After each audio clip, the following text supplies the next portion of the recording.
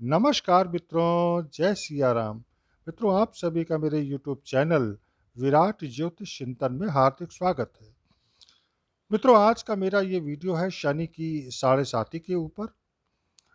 आज एक सज्जन बहुत डरे हुए थे शनि की साढ़े साती को लेकर, और ये डर उनका ही नहीं, मैंने कई ऐसे लोग देखे हैं जो शनि की साढ़े साती को लेकर बहुत डरे हुए होते हैं, और इसका कारण है उनका ज्ञान।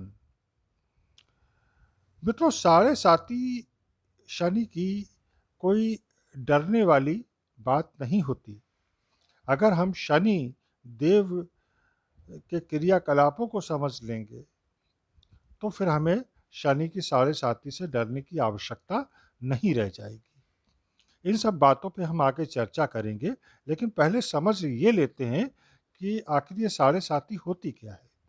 देखिए, जन्म राशि से ठीक एक राशि पहले की राशि में जब शनिदेव आते हैं तो साढ़े साती शुरू हो जाती है। आप सभी जानते ही हैं कि शनि सर्वाधिक धीमी गति से चलने वाले ग्रह हैं। 2.5 वर्षों का समय लेते हैं एक राशि में गोचर करने में। तो किसी की जन्म राशि से ठीक पहले की राशि में जब शनि आते हैं तो वह साढ़े साती की शुरुआत होती है। वह पहली ढैया होती है साढ़े साती की, या पहला चरण होता है साढ़े साती का। फिर 2.5 वर्ष के बाद जन्म राशि में गोचर करते हैं शनि, और इस तरह जन्म राशि के ठीक अगली राशि में भी 2.5 वर्ष लगाते हैं। तो जब जन्म राशि में होते हैं तो वह साढ़े साती की मध्य ढैया और द्वितीय चरण कहलाता है, और जब अगली राशि में होते हैं तो वह तृतीय चरण या उतरती हुई ढैया कहलाती है। इस तरह शनि किसी राशि को पीछे, मध्य और आगे रहकर 7.5 वर्षों तक अच्छे या बुरे ढंग से प्रभावित करते हैं, और यही साढ़े साती कहलाती है। जैसे इस वक्त धनु, मकर और कुंभ राशि वालों को शनि की साढ़े साती प्रभावित किए हुए है। ये अलग प्रश्न है कि साढ़े साती कैसी रहती है या कैसी रहेगी। इसका उत्तर तो जन्म कुंडली में शनि की स्थिति को देखकर ही दिया जा सकता है।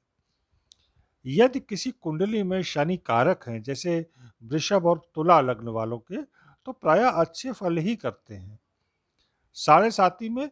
और जब प्रतिकूल भाव में रहते हैं, अशुभ रहते हैं, तो फिर साढ़े साती में बुरे फल भी प्रदान करते हैं। एक और बात कि साढ़े साती का प्रभाव महादशा और अंतरदशा के अनुसार भी हमें प्रभावित करता है। जैसे शनि की महादशा हो और शनि अशुभ हो तो फिर ये मान लीजिए कि आने वाले 7.5 वर्ष आपकी ज़िंदगी को बुरी तरह प्रभावित करेंगे। अनेकों कष्ट आपको उठाने ही पड़ेंगे। आपकी ज़िंदगी बिल्कुल बदल कर रख देंगे शनिदेव अपनी साढ़े साती में। समाज में, जनमानस में एक भ्रम ये होता है कि साढ़े साती हमेशा कष्टकारी ही रहती है, जबकि ऐसा बिल्कुल भी नहीं है। जैसा मैंने अभी बताया कि यदि शनि की स्थिति कुंडली में अच्छी है, तो निसंदेह साढ़े साती में आप ज़बरदस्त सफलताएं भी अर्जित करेंगे। इसलिए भय बिल्कुल ना रखें।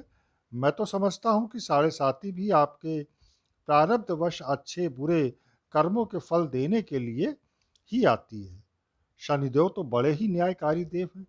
वे तो आपको आपके कर्म के अनुसार ही फल देते हैं। वैसे तो हर एक ग्रह हमें शुभाशुभ रूप से प्रभावित करते हैं, चाहे स्थूल शरीर की बात करें या सूक्ष्म शरीर की, ग्रह हमें प्रभावित अवश्य करते हैं। लेकिन लोगों को जितना भय शनिदेव से रहता है, उतना किसी अन्य ग्रह से नहीं रहता। जबकि शनि शश नामक पंच महापुरुष योग बनाते हैं, जब केंद्र में स्वराशि या उच्च राशि में होते हैं। मकर, कुंभ शनि की स्वराशियां हैं, और तुला उच्च राशि है। पूर्व प्रधानमंत्री अटल बिहारी वाजपेयी जी, मनमोहन सिंह जी, इनकी कुंडली में अगर आप देखें तो शशि योग बना था और ये प्रधानमंत्री बने। शनि की साढ़े साती इन्हें खूब फली। इस तरह शनि लाभ भी देते हैं साढ़े साती में। मित्रों, अब मैं बात करूंगा कुछ ऐसे उपायों की जिन्हें करके आप शनि की साढ़े साती के कुप्रभावों को थोड़ा सा कम कर सकते हैं। तो उसमें पहली बात तो ये कि साढ़े साती अगर कष्टप्रद है तो गरीबों की सेवा करना शुरू करें, गरीबों को, भिखारियों को भोजन कराएं, उनकी मदद करें। दूसरी बात, श्री हनुमान जी की नियमित उपासना करना शुरू कर दें, इससे कुप्रभाव अवश्य ही कम होंगे, क्योंकि श्री हनुमान जी की यदि कृपा हो जाए फिर तो कौन आपका अनिष्ट कर सकता है।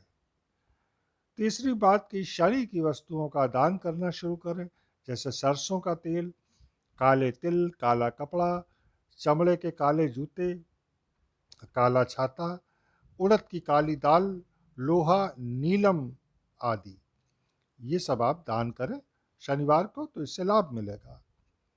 चौथी बात कि रुद्राभिषेक करवाएं, इससे भी शनि जनित पीड़ा कम होती है। पांचवी और अंतिम बात और बतला दूं, और यह अनुभवजन्य भी है, कि शनि जनित पीड़ा हो, वह चाहे साढ़े साती के रूप में हो, रैया से हो, या शनि के गोचर से हो, ऐसे कालखंड में आप जितना अधिक साधारण जीवन जिएंगे, सामान्य सा खान पान रखेंगे, सामान्य से वस्त्र पहनेंगे, सदाचारी बन के रहेंगे, पूजा आराधना करेंगे, ईमानदार रहेंगे, संयम रखेंगे, अनुशासित रहेंगे, धैर्यशील रहेंगे, और इस इनमें भी सबसे बड़ी बात कि अहंकार को बिल्कुल छोड़ देंगे, तो फिर आप देखेंगे कि कष्टकारी साढ़े साती भी बड़े आराम से गुजर जाएगी और आपको महसूस भी नहीं होगा। तो मित्रों, इसी के साथ अब वाणी को विराम दूंगा। मिलेंगे अगले वीडियो में फिर किसी नए विषय के साथ। तब तक जय जय सिया राम, नमस्कार।